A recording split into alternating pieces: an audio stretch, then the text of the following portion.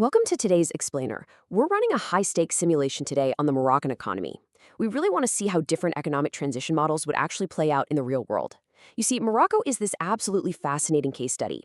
It's got significant macroeconomic credibility, serious political stability, and we're seeing massive state investments pouring into the country.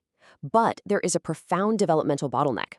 So we're going to look at the structural foundation of this economy and simulate exactly what would happen if it underwent a rapid transition versus a much more gradual one. Okay, let's just dive right in by asking a truly critical question, one that literally sits at the heart of macroeconomic policy. If a country like Morocco needed to move from a heavily state-directed economy to a fully open market economy today, which approach would you choose? And why? Like, would you just rip the Band-Aid off overnight to force immediate adaptation?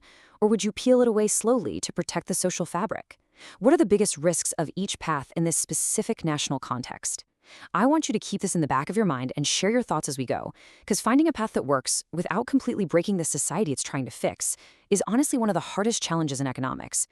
To really grasp the immense stakes of this choice in our simulation, look no further than this number, 35.8%. That is the staggeringly high youth unemployment rate in Morocco.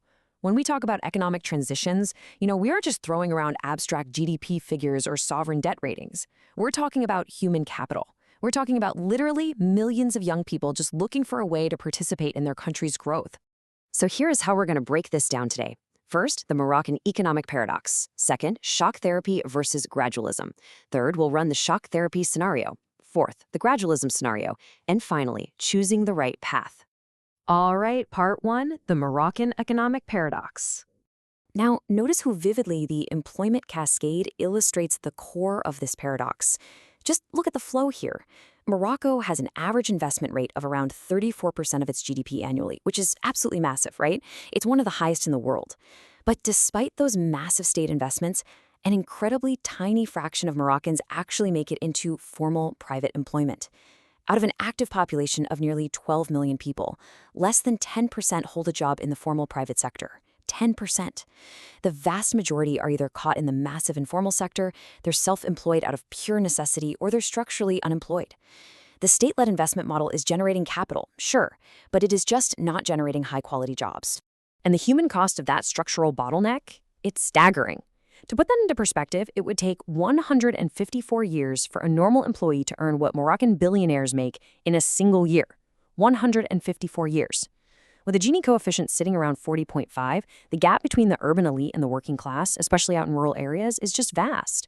When economic growth relies so heavily on state-owned enterprises and, well-connected, established firms in non-tradable sectors like real estate, wealth just naturally concentrates at the absolute top. Young, innovative firms that traditionally drive job creation, they really struggle to even compete.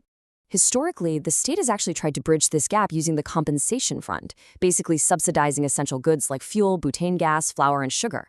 But here's the catch. The mechanism is structurally flawed. While it absolutely acts as a crucial safety net, the wealthiest households end up absorbing a massive share of these subsidies. We're talking over 33% just in the case of fuels. Meanwhile, the poorest households, the ones who literally need it the most, receive a mere fraction. The whole system is inefficient and puts a heavy, heavy tax on the national budget.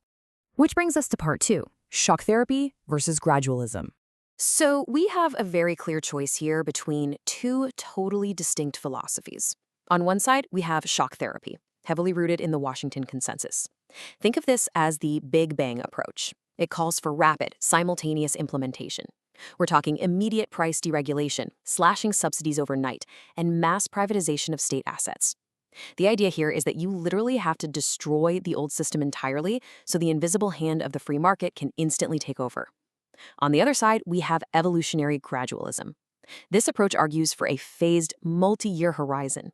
It suggests things like commercializing state enterprises before you sell them off, using dual-track pricing, and incrementally building market institutions over time. Now, the biggest fear for any economist guiding this kind of process is triggering what's known as a transformational recession. This happens when you just tear down the old state-run coordination mechanisms, like those subsidies and price controls, before the new market institutions are actually ready to take their place. I'm talking about antitrust laws, property rights, social safety nets. If those aren't there, you get this huge institutional vacuum, and that can cause the entire economy to completely collapse before it ever gets a chance to get better.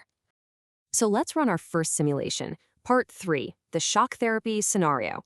Flipping the switch instantly creates this cascading shockwave of risks. If subsidies are eliminated immediately, boom, we see a critical household welfare shock. The prices for basic cooking gas and food spike, instantly crashing the purchasing power of lower-income families. We also see high urban-rural divergence because the agricultural sector suddenly loses its support. Furthermore, without a carefully phased transition, there's a huge risk of industrial disruption, which leads to widespread bankruptcies among fragile domestic small and medium enterprises. The specific risks for Morocco regarding extreme inequality and rising unemployment would be immediately amplified. It's a very harsh reality. And the primary reason those domestic businesses would fail is totally structural. Approximately 66% of Morocco's labor market is trapped in the informal sector. These are largely unprotected workers in low value-added jobs.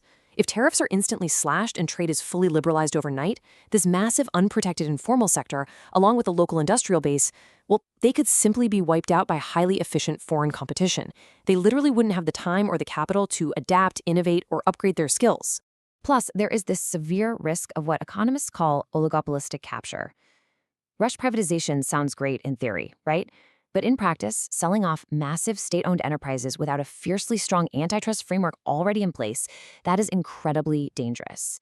It presents this severe structural hazard where state assets are simply bought up at bargain prices by established corporate conglomerates and elite holding companies. You don't actually create a free market. You just transfer a public monopoly straight into a private oligopoly, which just concentrates wealth even further. Okay, let's switch gears. Part 4, the gradualism scenario. This evolutionary approach allows the state to very carefully sequence its reforms. Step 1 might be implementing dual-track pricing to slowly phase out those subsidies while still protecting basic supply chains. Step 2 is commercializing state-owned enterprises, basically forcing them to act like private companies with hard budget constraints, but without actually selling them off just yet. Step 3 is building intense regulatory capacity, like empowering the Competition Council. And finally, Step 4 is selective divestment, but only once the market is actually competitive. It's all about avoiding panic and institutional collapse. However, gradualism isn't perfect either. The main danger here is what we call the slow decay. Moving too cautiously means reforms can easily get delayed by political pressure. The public sector remains permanently bloated, which just drains the treasury. And most tragically, moving too slowly means missing the demographic dividend. With youth unemployment near 36% and female labor force participation at a shockingly low 19%, Morocco has this absolutely massive pool of untapped human capital. If you transition too slowly, this entire generation just ages out before the high-quality jobs ever arrive. So, where does that leave us? Part 5, choosing the right path. To safely navigate this transition, economic planners suggest Morocco must execute a few core pillars. First, a productive reallocation of capital into high-yield, innovative sectors. Second, fiercely strengthening antitrust councils.